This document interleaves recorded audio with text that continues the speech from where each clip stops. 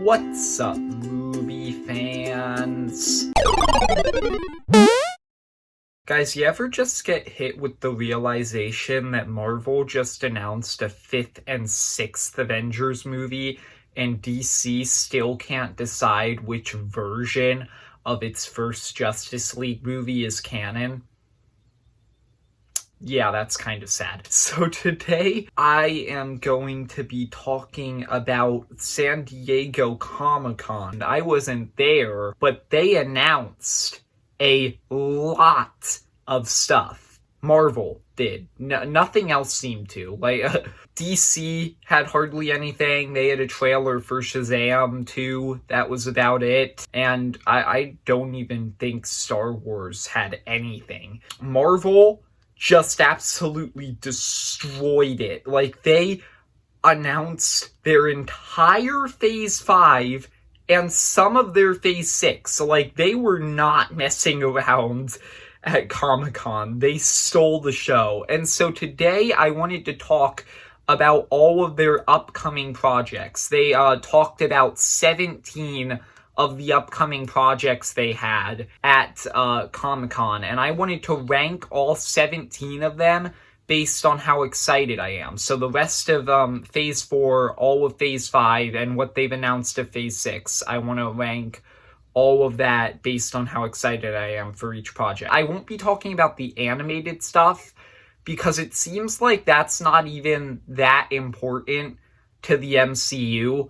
Kevin Feige straight up didn't even mention What If when he was talking about Phase 4. So it doesn't even seem like What If is actually that important to Phase 4, and then it doesn't seem like Spider-Man Freshman Year. It's possible that's not even a part of the MCU, and then it doesn't seem like Marvel Zombies is important, so I just decided to just talk about the live action stuff. So yeah, getting into it. Number 17, the piece of upcoming Marvel content that I am least excited for is Agatha, Coven of Chaos. This is kind of the thing that was announced at Comic-Con that was the most strange to me, because everything else that was talked about there sounds like something that it makes sense that they're making. It's something that I want to see. It's something I'm excited for. And Agatha Harkness show, she was a fine, charismatic villain in WandaVision, but I don't know if I care about her enough for her to carry her own full show. I don't know if I care that much about Agatha, Coven of Chaos. Number 16 is Ironheart. Now, I'm going to be real here. I think Ironheart is at a very unfair disadvantage on this list, because I have no idea who Ironheart is. The first time I've ever heard of Ironheart is when they actually announced this show. I forget when. It was I think about a year ago, honestly, at this point. But they announced this show, and I was kind of just who? So yeah, I don't know that much about the character of Ironheart. Really, my excitement of this show will depend on how I like Ironheart in Black Panther Wakanda Forever, because that's where she's being introduced. So if she's great there, I'll be excited for this show. If she's not, I probably won't care that much. Number 15 is Ant-Man and the Wasp: Quantumania. This is a movie that I'm very nervous about, because on the one hand, this sounds like it's going to be a really awesome, really important addition to Phase 5 of the MCU, because it's introducing the prime version of Kang the Conqueror. Not the alternate version from Loki. This is where the real Kang the Conqueror is being introduced, and I'm very excited for that. But on the other hand, I think it's weird that they're introducing him in an Ant-Man movie. If they're introducing him here, I think there should really be a drastic difference in the tone of this movie from the other Ant-Man movies, because a lot of the time the Ant-Man movies are very comedic and lighthearted, and I'm not sure if that's the best tone to introduce Kang the Conqueror in. So I'm not sure how exactly they're going to handle this, but ultimately I am still mostly excited for this movie. I'm excited to see MODOK. On the other hand, from Kang the Conqueror, MODOK is a perfect villain to have in an Ant-Man movie because he is one of the funniest looking Marvel villains. No, one of the funniest looking superhero villains I have ever seen. He is just hilarious. Moving on, number 14 is Blade.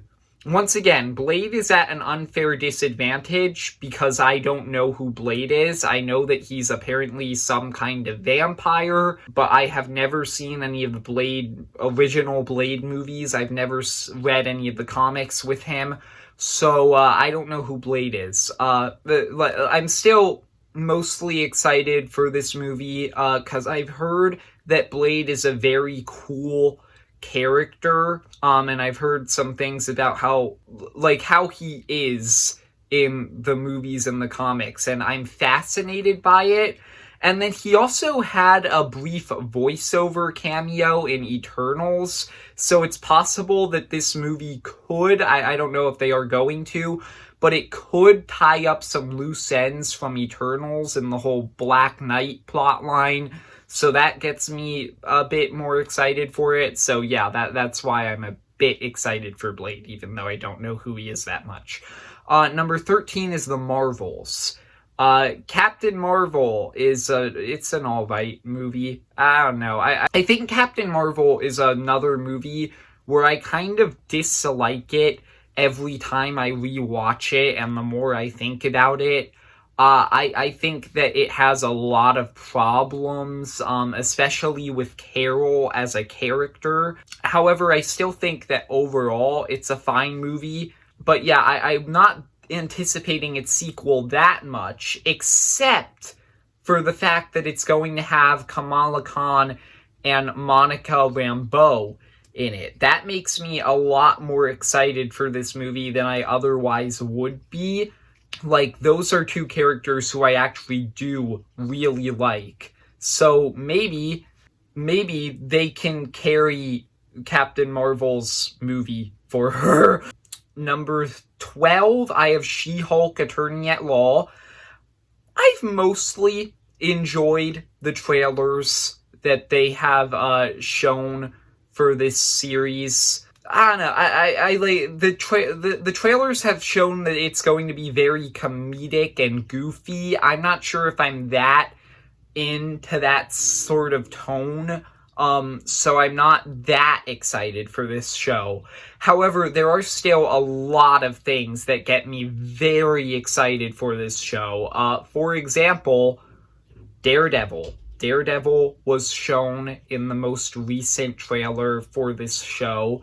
That gets me very excited because Daredevil, like, I haven't talked about it yet on the channel, but I did watch Daredevil after No Way Home and Hawkeye came out, and it was fantastic. Like, it's an amazing show. I honestly think it's probably better than, like, every MCU Disney Plus show so far combined.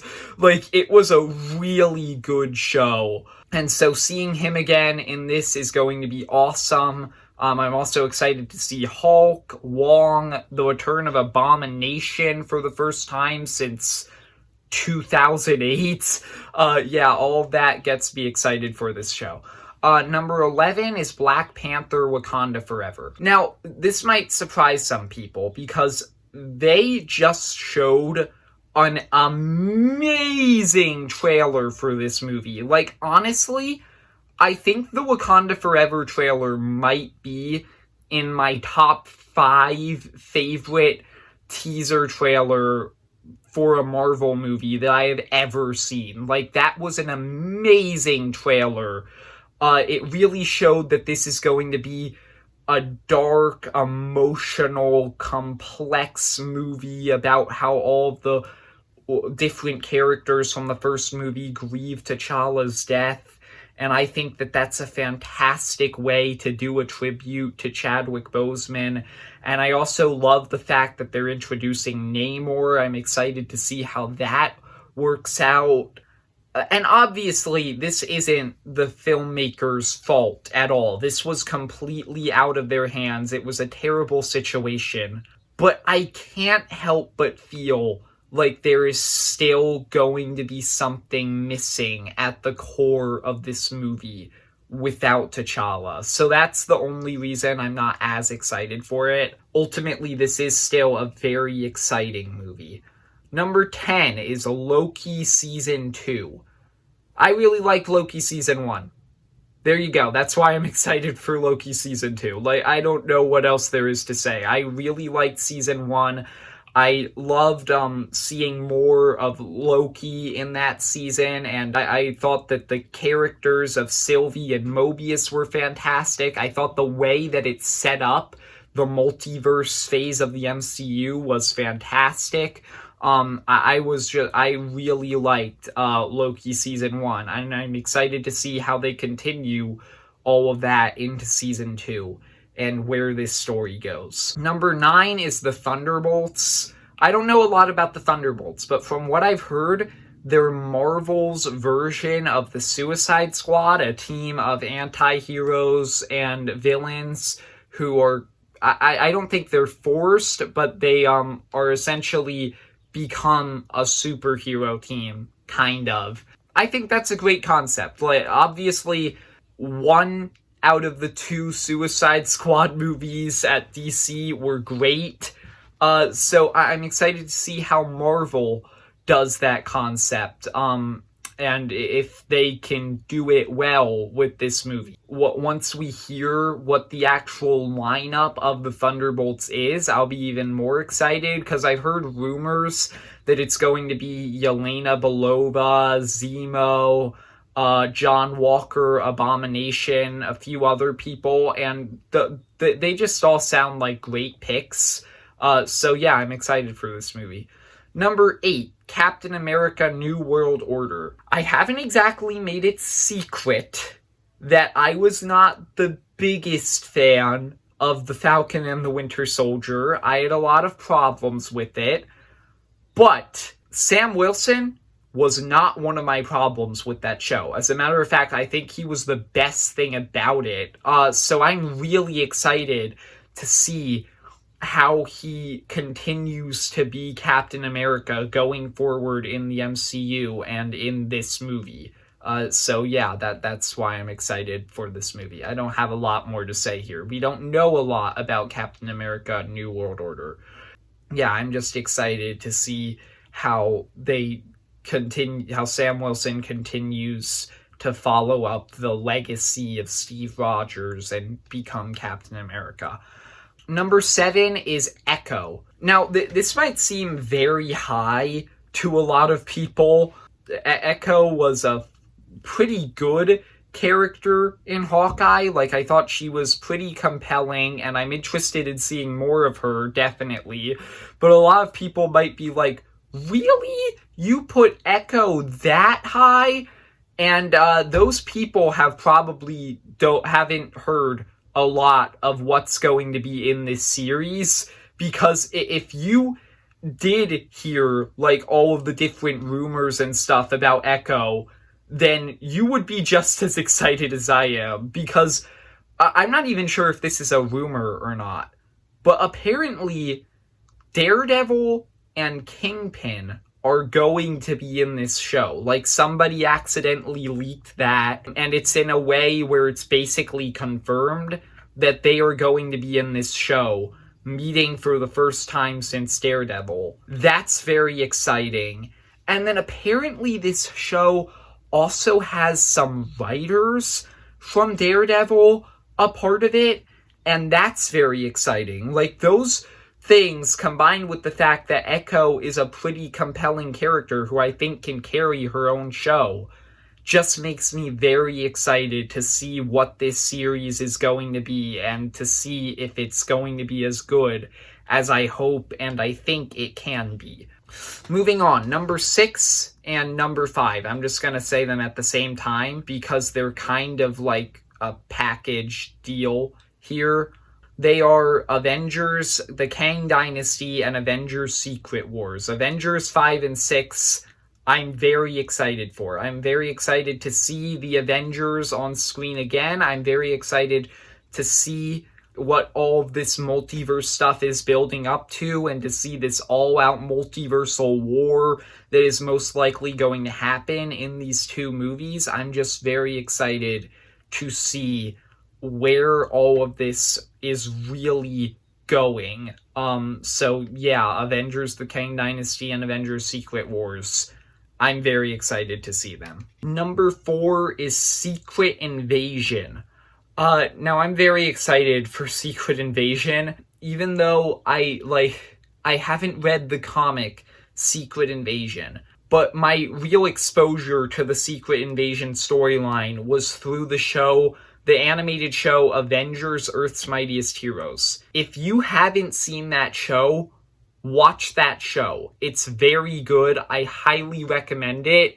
And the best part of that show was the first half of season 2, because that entire half of the season was entirely devoted to the Secret Invasion storyline. Like, not entirely, there were a few detours there, but it was almost entirely about the Secret Invasion storyline. And it was phenomenal. The plot twists, just the way that they did the whole thing, and like truly made it feel like an epic, large-scale story. It was fantastic, and I really hope that the MCU's interpretation of this story manages to really be the same way, because if it is, I will be just very happy with this series.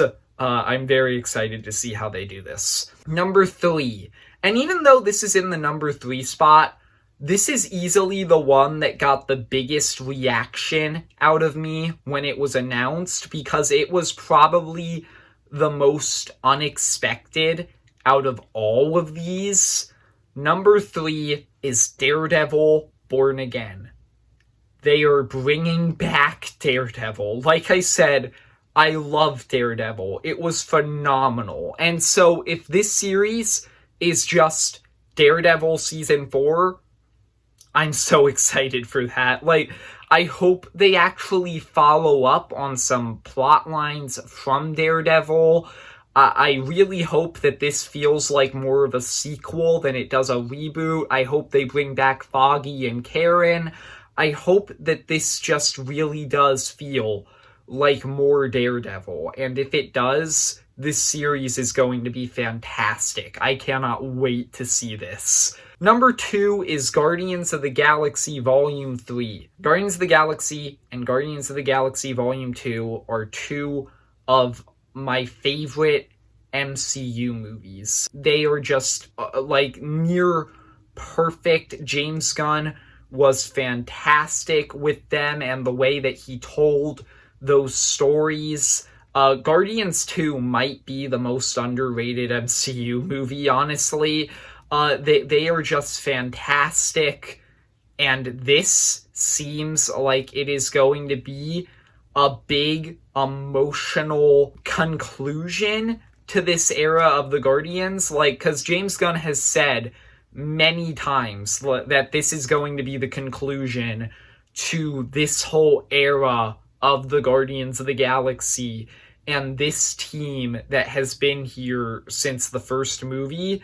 And so I'm excited to see what he means and how this is all going to play out. I bet that this is probably going to be a very emotional, very funny movie like the first two. And I'm so excited to see how this movie continues and finishes the story of these Guardians of the Galaxy. But number 1 is Fantastic Four. This is the upcoming MCU thing that I am the most excited for, because the Fantastic Four have had a very bad adaptation history. The 4 previous Fantastic Four movies. I've only seen 2 of them. I doubt the other 2 are any better. The 2 that I saw were not good. I saw the 2005 one and the 2015 one. They're not good. And so, if anybody can make a good Fantastic Four movie, it's Marvel Studios. And if they can't make a good Fantastic Four movie, then no one can. Like, this is our last chance, I feel like, to actually get a good Fantastic Four movie. And if this isn't good, then nobody's ever going to be able to make a good Fantastic Four movie. So I have very high hopes for this movie. I'm very excited to see how they handle this movie and how they introduce the Fantastic Four into the MCU. That's my thoughts on all of the upcoming MCU pieces of content. If you enjoyed the video, leave a like and subscribe, and comment down below what piece of upcoming MCU content are you most excited for. Even include the animated ones if you want, because I didn't, but you can. So that's all I have to say. See ya, movie fans.